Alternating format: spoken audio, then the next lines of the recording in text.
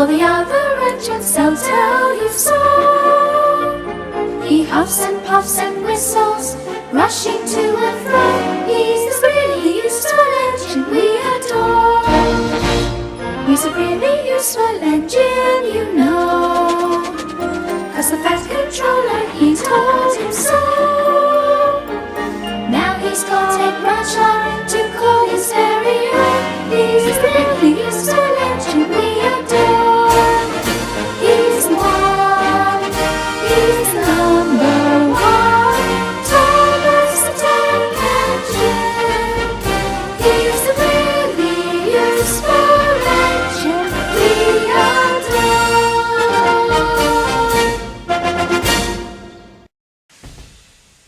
Donald and Douglas are Scottish twin engines. They're practical, peppery and proud.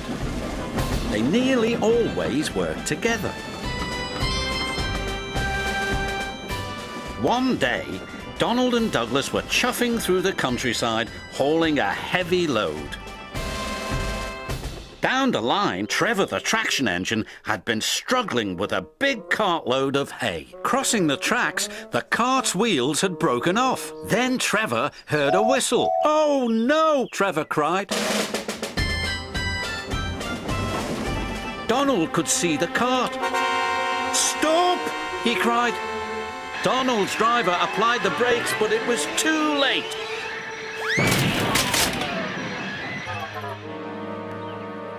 Luckily, no one was hurt.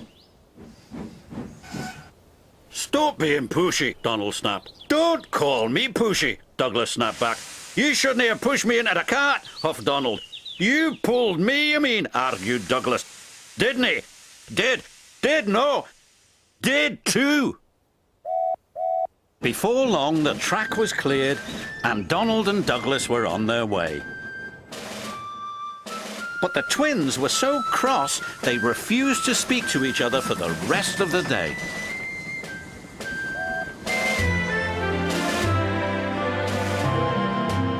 The next day, the Fat Controller needed an engine to help Duck at the smelter's yards. "May I go, sir?" said Donald eagerly.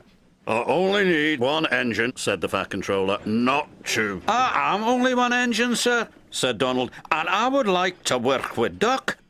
The Fat Controller was surprised, but agreed. Thomas was worried. "Won't you miss one another?" he asked. "I know I'd miss Annie and Clarabelle." "I'll work better on my own," sniffed Douglas. "I have work to do," huffed Donald. At first, Donald enjoyed working with Duck.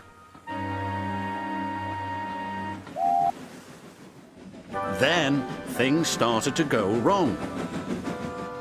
"Did you shunt those trucks onto the other line?" Donald asked. "You said you wanted them on the other line," Duck replied. "No, that other line. The other line." Donald was cross. "Douglas would have known what I meant," he huffed. Douglas was working on his own. He chuffed dutifully through the beautiful countryside. But Douglas had no one to share it with. Although he tried not to, he was beginning to miss his twin. That night, Douglas's driver took him to visit Donald. "I was just passing," said Douglas. "Have you come to say you're sorry?" Donald sniffed. This made Douglas very cross. "I've nothing to be sorry for," he said, and steamed away in a huff. The next day, Donald was in a bad mood. Duck could see he was getting too close to the buffers. "Look out!" he shouted, but it was too late. Donald's driver was very cross. "This wouldn't have happened if you were working with Douglas," he said. Donald knew he was right, and Duck knew he couldn't pull Donald back onto the rails. So he went for help. Douglas was sadly finishing his work as Duck steamed into the depot. "Donald's in trouble," said Duck. "Donald in trouble!" Douglas cried. "I'm on my way!" And he steamed off as fast as he could.